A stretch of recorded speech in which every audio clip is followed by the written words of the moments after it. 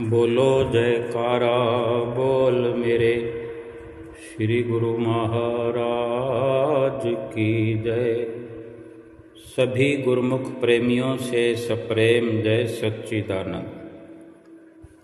वंदो चरण सरोज गुरु मुद मंगल आगार। जेहि सेवत नर होत हैं भव सागर से पार। गुरु जी के सुमिरन मात्र से नाशत विघ्न अनंत। तासे सर्वारंभ में ध्यावत हैं सब संत। तासे सर्वारंभ में ध्यावत हैं सब संत। इंसान जब इस दुनिया में आया बिना वस्त्रों के आया और बड़ा कमजोर बन करके आया।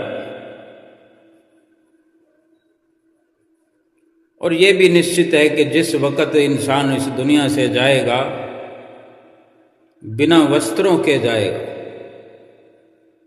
कमजोर दुर्बल निर्बल होकर के जाएगा। जब यहाँ आया बिना रुपयों पैसों के आया। इंसान के पास कोई धन दौलत नहीं थी जब इस दुनिया में आया। कोई धन पदार्थ लेकर नहीं आया, खाली हाथ इस दुनिया में इंसान आया है।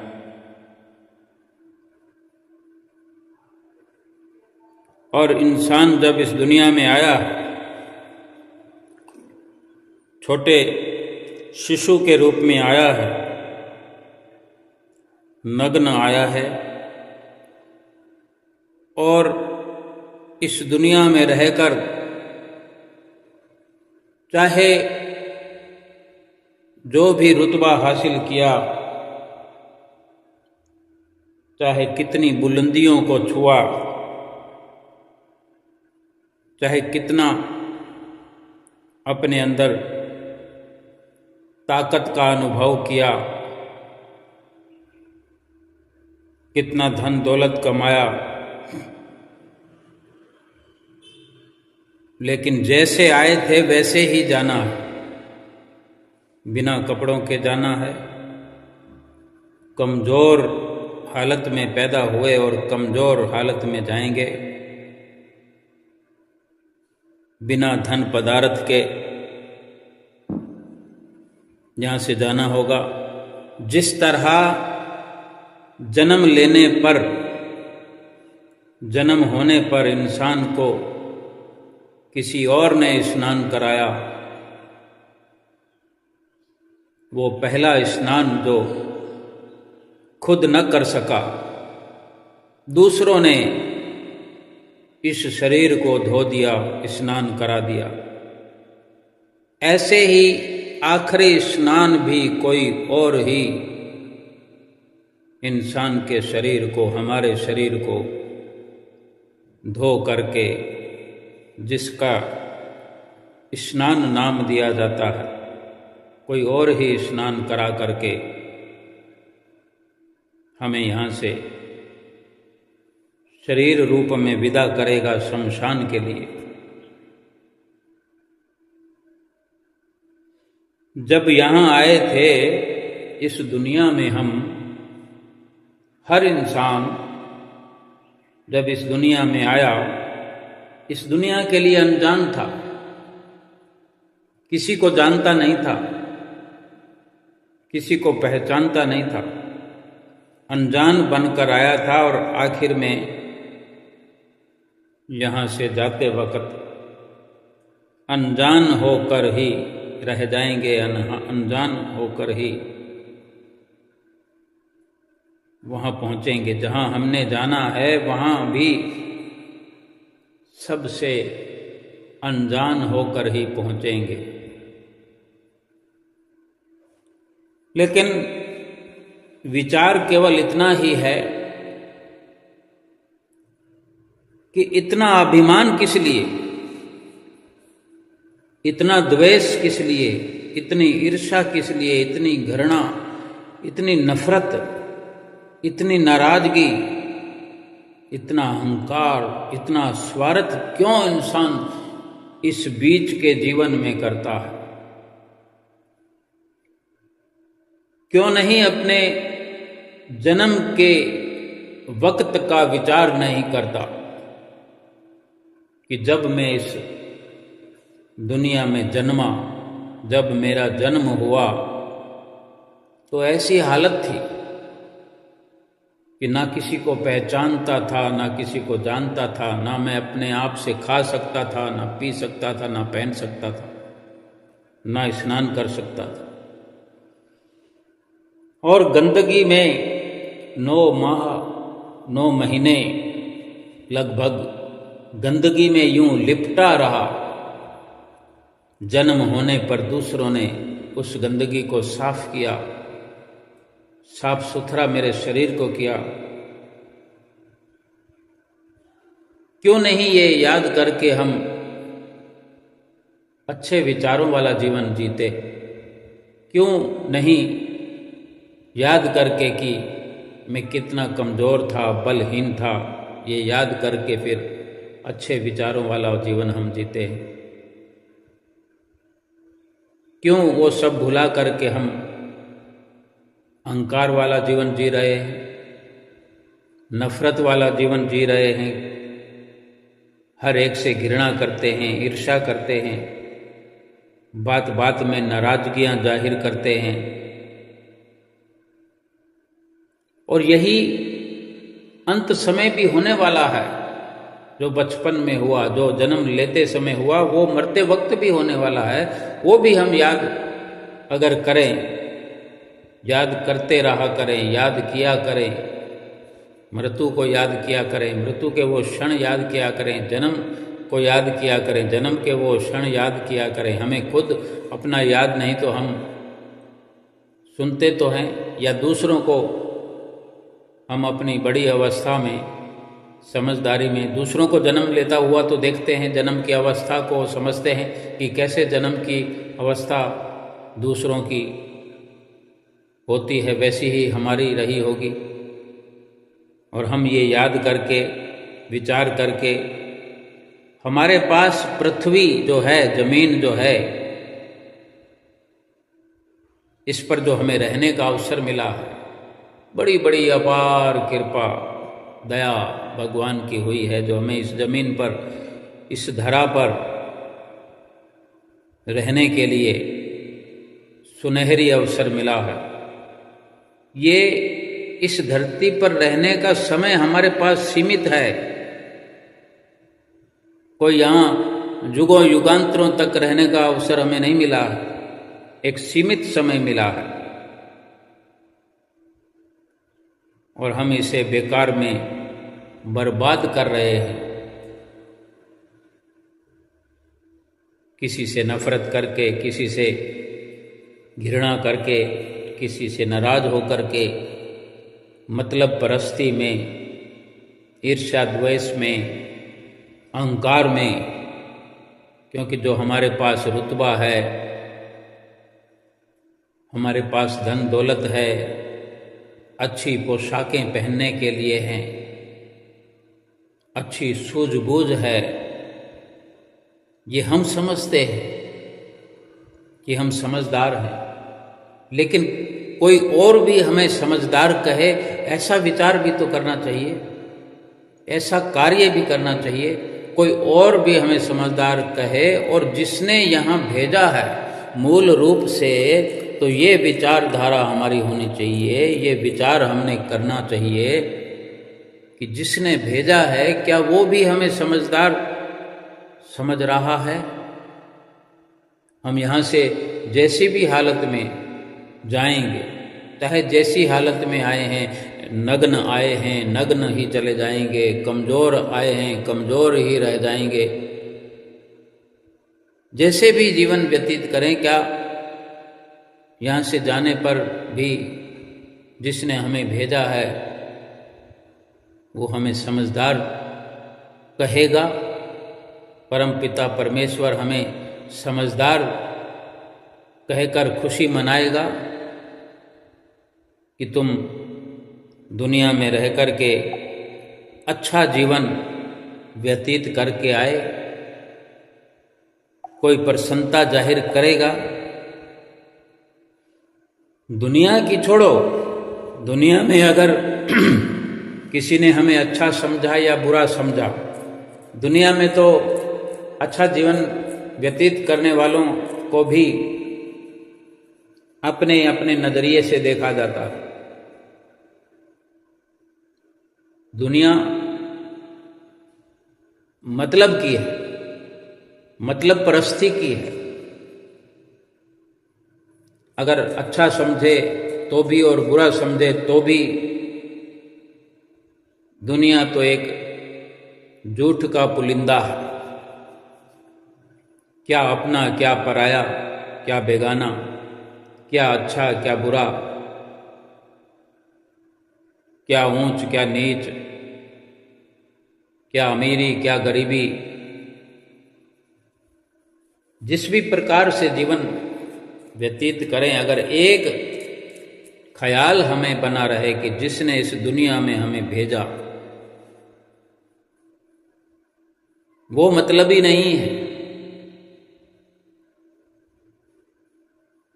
वो मतलब परस्ती हमसे नहीं रखता, वो परोपकारी है, वो दयावान है, करुणा का सागर है, वो करुणा बरसाने वाला है। तभी करुणा के तहत ही हमें इस धरती पर, चाहे सीमित समय के लिए ही सही, अपनी करुणा से हमें ये अवसर प्रदान करता है, किया है। लेकिन हमें इस जीवन की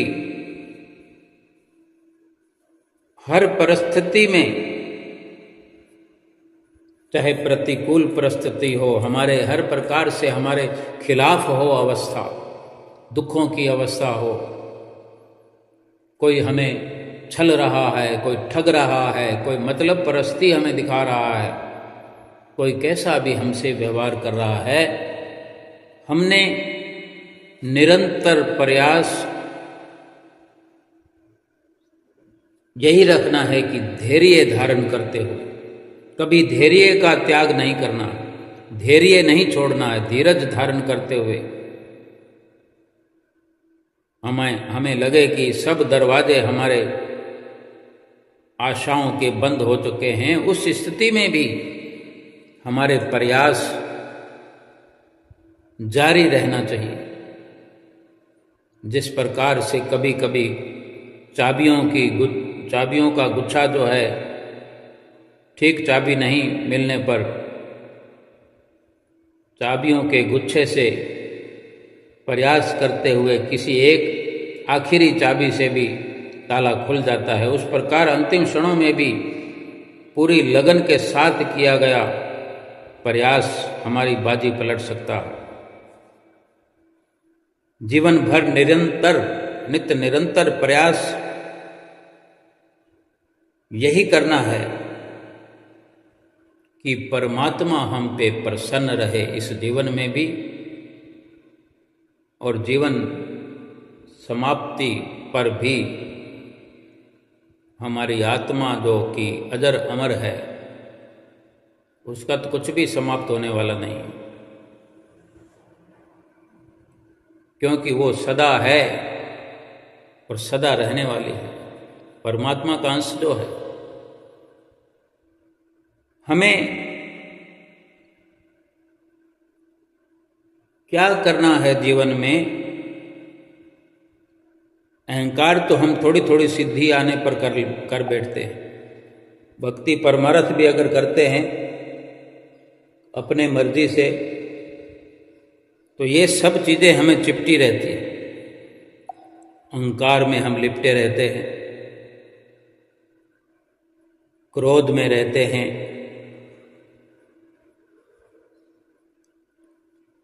वास्तव में जब तक संतों महापुरुषों की शरण नहीं मिलती तब तक न हमारा अहंकार समाप्त होता है, न मतलब परस्ती बंद होती है, न ईर्ष्या, न द्वेष, न क्रोध। इनके वशीभूत होकर के अगर हम अच्छाई पर भी चलते हैं तो कोई लाभ नहीं होता। फरीद साहब का नाम सबने सुना होगा। कहते हैं फरीद साहब जी की माता ने बचपन से ही अपने बच्चे को भक्ति के मार्ग पर लगाए रखा। काफ़ी समय फरीद साहब ने जंगल में पेड़ के नीचे बैठकर तपस्या की। तो एक दिन गर्मी का समय था, पेड़ के नीचे बैठे ही थे तो पक्षी भी गर्मी में पेड़ की ओट में आकर के विश्राम करते हैं।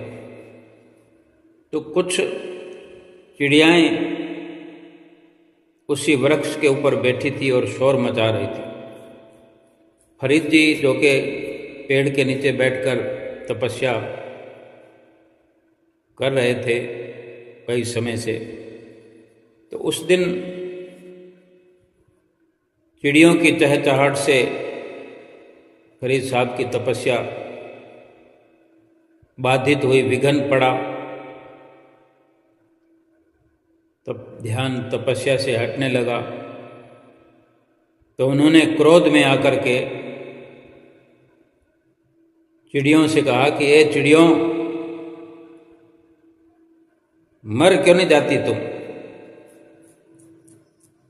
जैसे ही ये फरीद जी ने वचन किए तो क्या देखते हैं, सारी चिड़ियाएं जो पेड़ पर बैठी थी तड़ातड़ करती हुई नीचे आकर गिर गई, मर गई। अब उन्हें ये देख करके याद आया कि क्रोध में कह तो दिया और उनके कहने से चिड़ियाएं मर गई। तो ये याद आया कि उनकी माताजी ने एक बार कहा था कि किसी भी जीव की हत्या करना जो है वो भारी पाप होता है। किसी को दुख देना, हत्या करना तो और भी बड़ा, क्योंकि उसके तो जन्म को ही नष्ट कर देते हैं हत्या करने से। तो और फरीद जी सोचने लगे कि मेरे कहने से यहाँ तो कई सारी चिड़िया मर गई हैं। तब फरीद जी ने फिर वचन किए, ये विचार करते हुए कि अगर मेरे कहने से मरी होंगी तो सारी की सारी चिड़ियाँ जिंदा भी हो जाएंगी। फरीद जी कहते हैं कि अगर मेरे कहने से मरी हो सारी चिड़ियाओं तो फिर से जिंदा हो जाओ। सारी चिड़ियाँ उसी समय जिंदा हो गई और फुर्स से उड़ भी गई। फरीद जी ने देखा कि मेरे कहने से चिड़िया मर भी गई और जिंदा भी हो गई। तो फिर एक नया विचार उनके अंदर आया कि अब मेरी तो भक्ति पूरी हो गई। मेरे कहने से चिड़िया मर गई, मेरे कहने से जिंदा हो गई, तो मेरे में तो भरपूर शक्ति आ गई है भक्ति की। और फरीद जी जब उनको लगा कि मेरी तपस्या पूर्ण हो गई तो खुशी में फरीद जी उठ खड़े हुए और चल दिए। चलते चलते रास्ते में उनकी नज़र एक माता पर पड़ी, एक स्त्री पर पड़ी जो कुएं में से पानी निकाल रही थी। और फरीद जी चूँकि प्यासे थे, चलते चलते वहाँ पहुँचे जहाँ वो माई कुएं से पानी निकाल रही थी। तो फरीद जी ने वहाँ माई से जाकर कहा कि ये माई, ये माता, थोड़ा पानी पिला दीजिए।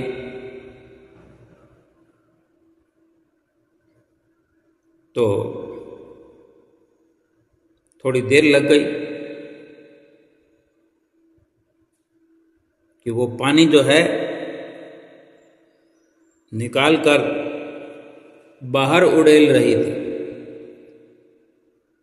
तो फरीद जी को लगा कि पानी को किसी काम में नहीं लिया जा रहा है और केवल कुएं से पानी निकालती है माई और बाहर बाल्टी को उड़ेल देती है, लेकिन मुझे पानी नहीं पिला रही।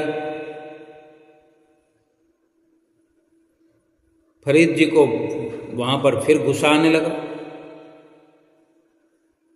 और फिर से कहा, भाई इतनी देर हुई, पानी क्यों नहीं पिला रही हो माई? थोड़ा गुस्से में कहा। इसलिए माई ने कहा फरीद जी से,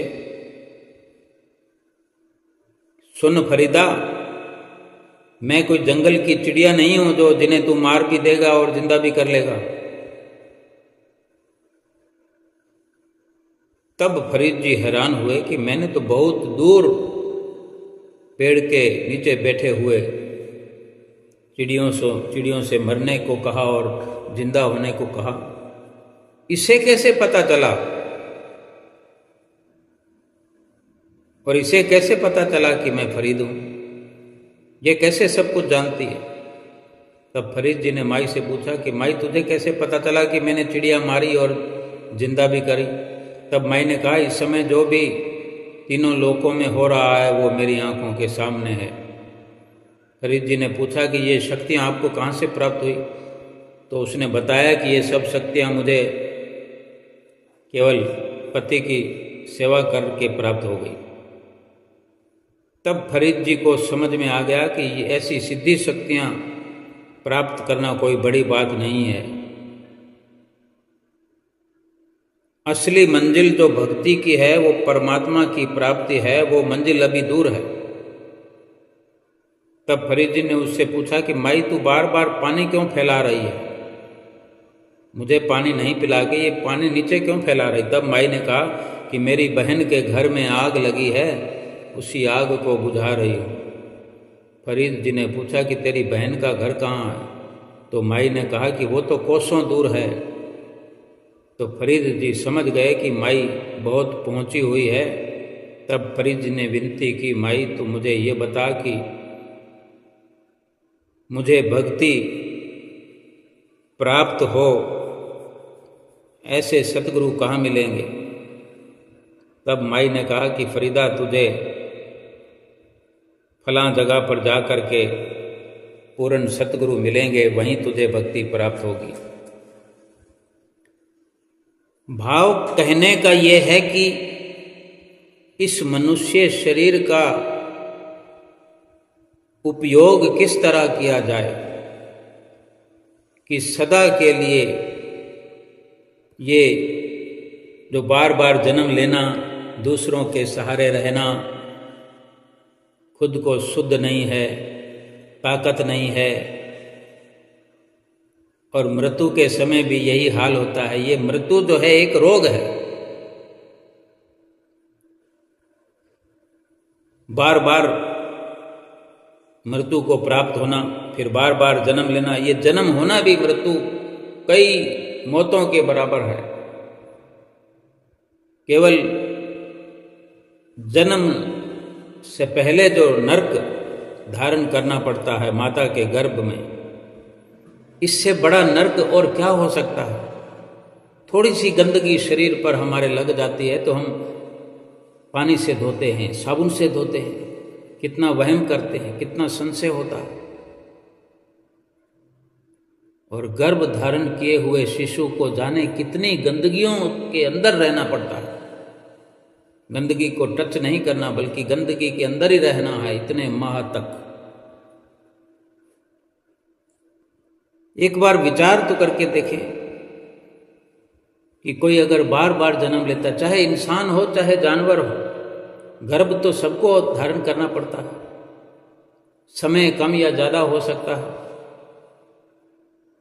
लेकिन गर्भ धारण करना कितना एक मुश्किल है, हर किसी के लिए दुखद है। इस मनुष्य शरीर का उपयोग करना आ जाए, इस समय का सदुपयोग करना आ जाए, सदा के लिए इस जन्म और मरण के दुख से ऊपर उठा जा सके, छुटकारा मिल सके। इसका जवाब तो फिर यही है कि एक गुरु मिल जाए, जिंदा गुरु, जो वास्तव में हमें समझता हो और समझा सकता हो, कुछ बता सकता हो, हमें आईना दिखा सकता हो। उसी की संगत में रहकर ये संभव होता है और वही हमें रास्ता बता सकते हैं। और हम विचारवान हैं गुरुमुख प्रेमी कि हमें ऐसे सतगुरु, परिपूर्ण सतगुरु मिले हुए हैं। नाम दान दे करके, शब्द की बख्शिश करके, सच्चे नाम से, सच्चे नाम के रहस्यों से हमें परिचित कराते रहते हैं। और इसी सच्ची भक्ति के द्वारा हमारी अंतर आत्मा ऊपर की ओर उठाने का हर वक्त इशारा करते हैं।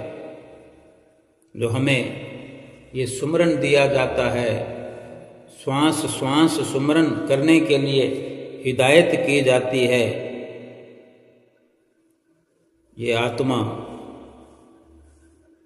अंदर ही अंदर ऊपर उठती हुई आध्यात्मिक मंडलों में पहुंचती है, यानी अपने सचखंड में, अपने असली घर में, निज घर में पहुंचती है। जो सतनाम, सच्चे परमात्मा का अपना असली ठिकाना है, वहीं ये आत्मा पहुंचती है और वहीं इसका अपना असली निज घर है। मनुष्य जन्म का वास्तविक उद्देश्य तो ये परम गति प्राप्त करना ही है। यही मनुष्य का कर्तव्य है, अधिकार है। लेकिन मनुष्य क्या कर रहा है? हम क्या कर रहे हैं इस दुनिया में आकर? जब से जन्म लेकर के आए हैं, मेरे तेरी में लगे हुए हैं, मैं मेरी में लगे हुए हैं, अहंकार को फलीभूत कर रहे हैं। काम, क्रोध, लोभ, मोह, अहंकार, इनकी जितनी भी सेना है, इन्हीं की सारी सेना के दबदबे में आए हुए हैं, इनके शिकंजे में कसे हुए हैं। और हम नाच रहे हैं रात और दिन, और ये नचा रहे हमें, मालिक की भक्ति से दूर करते जा रहे हैं। और हम दूर होकर के दुखों के खड्डे में हर वक्त गिरे हुए नजर आते हैं।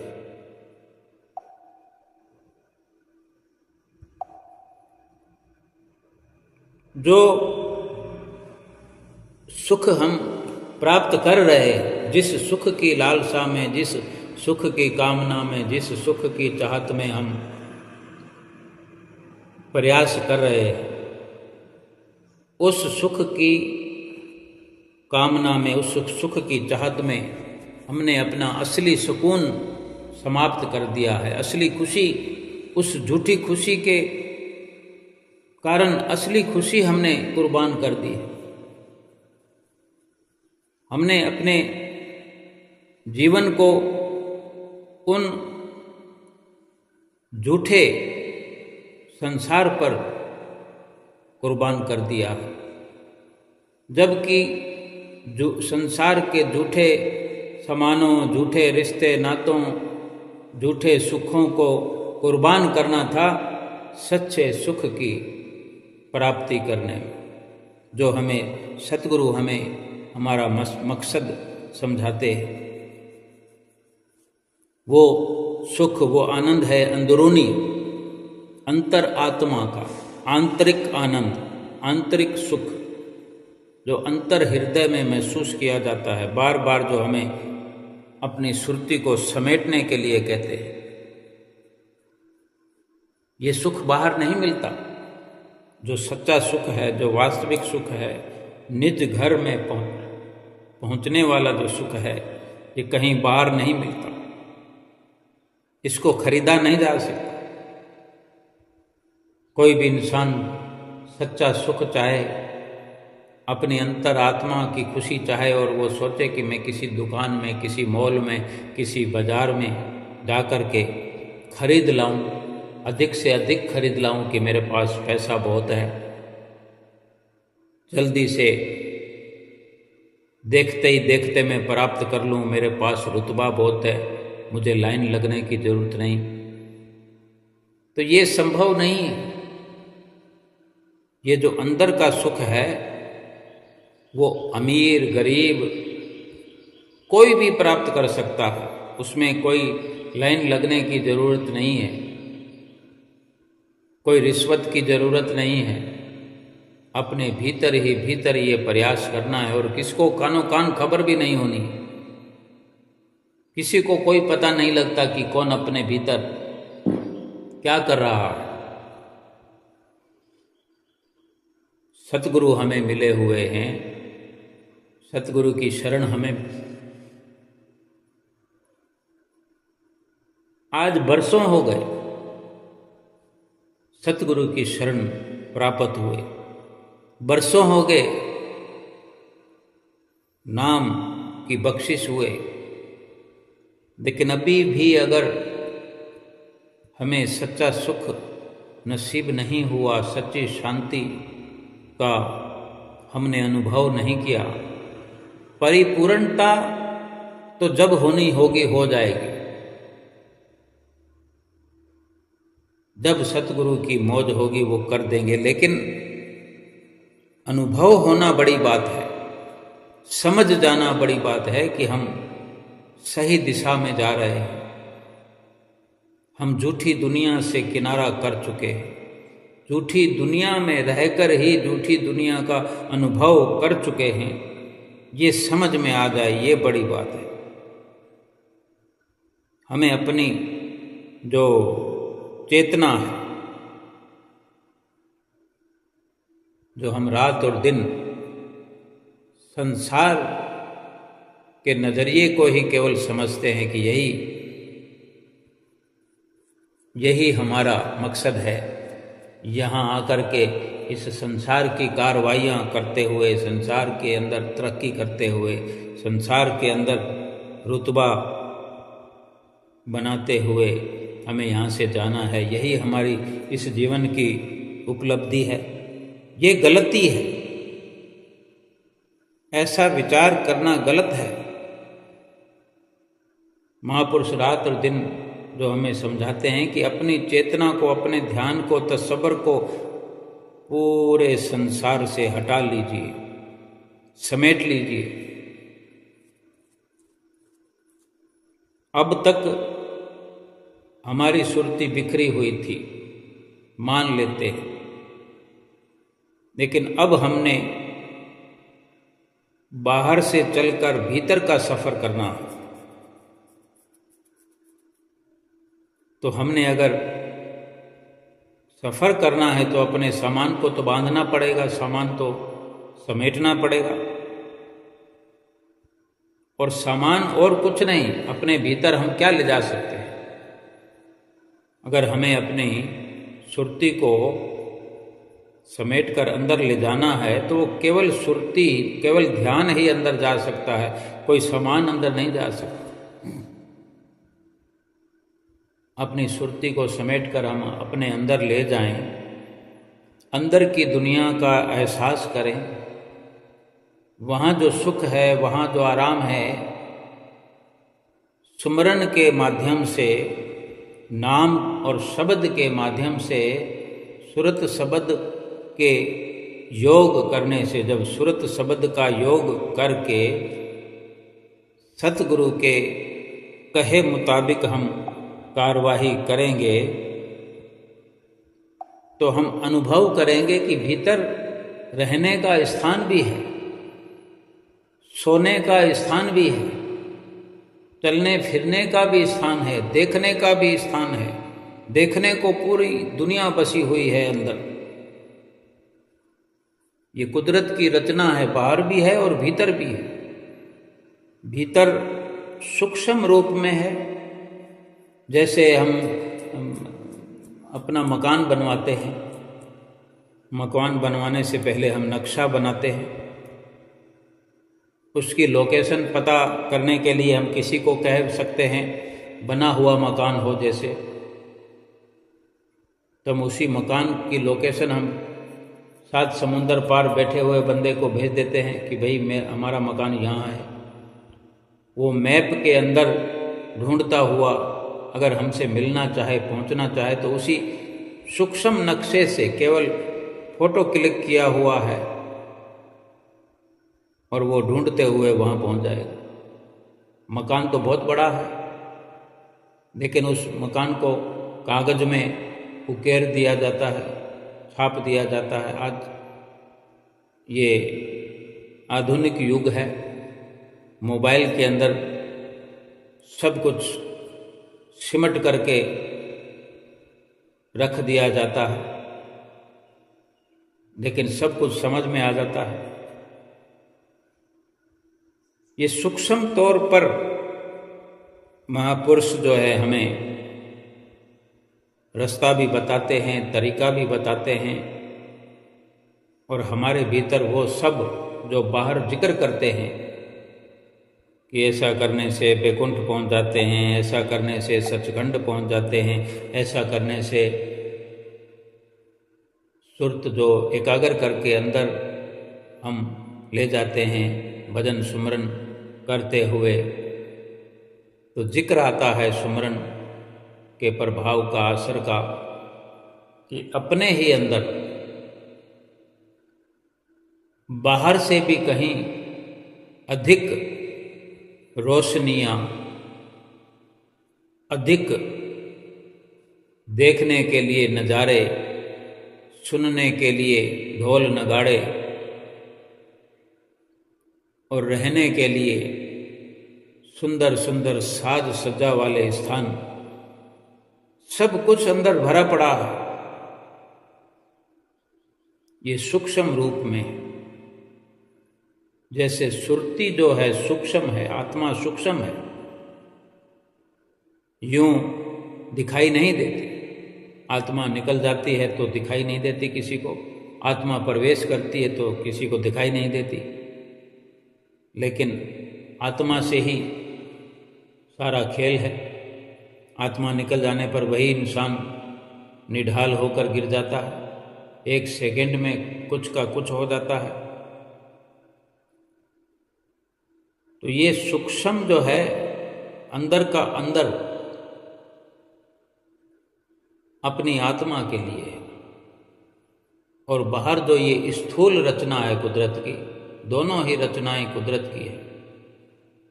ये स्थूल रचना शरीर के लिए, शरीर के गुजर बसर के लिए, शरीर के खान पान पहरान के लिए, व्यवहार के लिए, बाहर का जितना भी आडंबर है ये शरीर, इसमें कार्य व्यवहार करते हुए मकसद अगर इसका एक ही हो जाए कि मेरा असली मकसद तो आत्मा को आध्यात्मिक स्तर पर सफ़र करवा करके परमात्मा के निज घर में पहुंचाना है। ये संसार, ये दुनिया जो स्थूल रूप से बड़ी बड़ी नज़र आती है, ये काम निकालने के लिए, अपना काम बनाने के लिए, कि शरीर के माध्यम से वो सारी सुविधाएं हमें जुटानी है। अभी देखो, सतगुरु से अगर मिलना है तो शरीर के माध्यम से ही मिला जाएगा। आज श्री आनंदपुर में पहुंचना हो, श्री प्रयाग धाम में पहुंचना हो, श्री गुरु महाराज जी के दर्शन करना हो, श्री गुरु महाराज जी की छत्र छाया में कोई सेवा तलब करनी हो, तो शरीर के माध्यम से ही पहुंचा जा सकता है। और सतगुरु से कुछ समझना है तो शरीर के माध्यम से, कानों के द्वारा सुना जा सकता है, आँखों के द्वारा देखा जा सकता है। शरीर की बड़ी भागीदारी है। ये शरीर चुन चुन करके आत्मा के लिए खुशहाली वाला रास्ता बना सकता है। जिनको गुरुमुख प्रेमियों को सतगुरु की संगत में रह करके ये समझ आ गई है, जो सतगुरु के कहने के मुताबिक चल पड़ा, जो वो हर संभव प्रयास यही करता है कि जो सतगुरु की मौज हो वही मेरे लिए ठीक है, उचित है। संसार में सभी कुछ करता है, लेकिन उसका लक्ष्य जो है हर वक्त उसे याद रहता है कि मेरा असली लक्ष्य जो है वो प्रभु की प्राप्ति है, भक्ति की प्राप्ति है, सतगुरु की नज़दीकी ही मेरा लक्ष्य है। गुरुमुख प्रेमी श्री दरबार में चले आते हैं, न गर्मी देखते हैं, न सर्दी देखते हैं, न बरसात देखते हैं, घर से चल पड़ते हैं। एक ही आस लगी होती है और इसी विश्वास से कि मेरे सतगुरु ही सब कुछ करने वाले। सतगुरु के दर्शन किए बहुत समय हो गया, 6 महीने हो गए, 1 साल हो गया। सतगुरु के दर्शन करना जरूरी है। क्या अंदर क्या भीतर उदासी छाने लगती है। कठिन से कठिन परिश्रम करके, कठिन से कठिन दुखद से दुखद सफर करके सतगुरु के चरणों की छाया में पहुंच जाते हैं गुरुमुख प्रेमी। अशोकनगर के रेलवे स्टेशन पर या उरली कांचन के रेलवे स्टेशन पर या पूना के रेलवे स्टेशन पर या ललितपुर के रेलवे स्टेशन पर पहुंच करके एक लंबी राहत की सांस लेते हैं कि अब आप पहुंचे हैं सतगुरु के दरबार में। जब वहाँ से बसों में रवाना होकर आनंदपुर या प्रयागधाम की ओर रवाना होते हैं तो रास्ते में गुरुमुख प्रेमी भजन भी बोला करते हैं। सुने होंगे आपने कि आप पहुँचे दरबार गुरां दे आप पहुँचे। वो सारी थकान भूल जाते हैं, थकावट भूल जाते हैं, जो दुख पाए वो भूल जाते हैं कि उन्हें एहसास है गुरुमुख प्रेमियों को कि मेरे सतगुरु के चरणों में ही वो दौलत है, मेरे सतगुरु के चरणों में ही वो सुख है जो हमें अवश्य मिलता रहा है और मिलता रहेगा।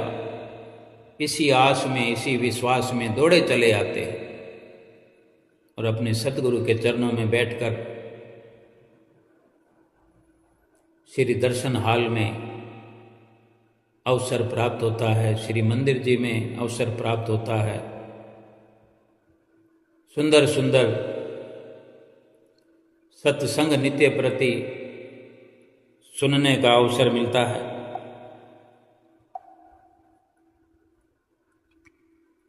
जितना भी इशारा होता है उसका मतलब यही होता है कि अपनी जीव आत्मा का हमें कल्याण करना, कोई और नहीं करेगा, हम ही को करना पड़ेगा। इस शरीर के माध्यम से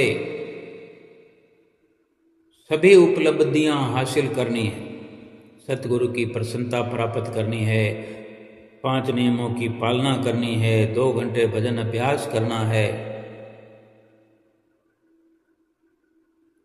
और इन्हीं सब के बीच में शरीर के दुख भी आते हैं, धन पदार्थों के दुख भी आते हैं कि अनेक वस्तुओं का अभाव जीवन में आता है, खटकता है, दुखी करता है। अनेक अनेक घटनाएं, दुर्घटनाएं हमारे जीवन में होती है। लेकिन गुरुमुख जो हैं वे भली भांति समझते हैं, वे जानते हैं, महसूस करते हैं। सतगुरु के चरणों में बैठ बैठ करके उन्हें ये अनुपम ज्ञान मिल गया है और समझ आ गया है, और उन्होंने अपने जीवन में जो करनी का पौधा लगा दिया है, सुमरण करते हुए जो उन्होंने एक प्रैक्टिकल शुरू किया हुआ है, एक अनुभव उन्हें जीवन में हो रहा है, होता रहा है और होता रहेगा कि जो भी हमारे जीवन में घटनाएं घटित होती हैं, जिस भी प्रकार के दुख आते हैं, चाहे धन की कमी हो, शरीर में दम की कमी हो, या कोई दुख लगा हो, कोई रोग लगा हो, कोई बीमारी हो, ये जितनी भी घटनाएं हमारे जीवन में घटित होती हैं, हमारे साथ होने वाली हर घटना का बीज हम ही ने पिछले जन्मों में बोया है, और हमने जो बीज बोया है तो उसकी फसल भी हमें काटनी है। दुखी नहीं होना, विचलित नहीं होना, खुशी खुशी वो फसल काटते हुए खुशी खुशी अपने जीवन को सफल बनाते हुए सतगुरु की ही हर वक्त प्रसन्नता प्राप्त करें। संसार में रह करके बहुत ज़्यादा विचलित हो जाते हैं हम। जब दुख आते हैं, कोई शारीरिक बीमारी आती है, बड़ा दुखद वो अवसर होता है। ऐसी घड़ी में अगर याद आ जाए या याद बनी रहे कि ये हमारा ही किया कराया है,